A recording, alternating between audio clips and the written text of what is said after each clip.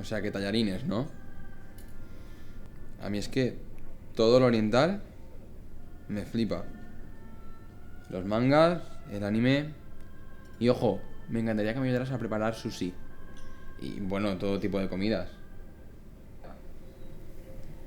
Aunque desde el COVID no he quedado con nadie.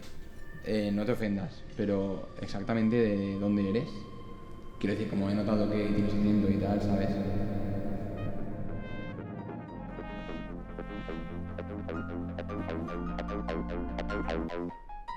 Estoy hasta las narices de tu forma de agradar. No ves que la estás cagando, solo puedo mirar mal. Ya no sé ni qué decirle, solo me quiero pirar. Pobrecillo no se entera y me tacha de oriental. Mira, yo me piro.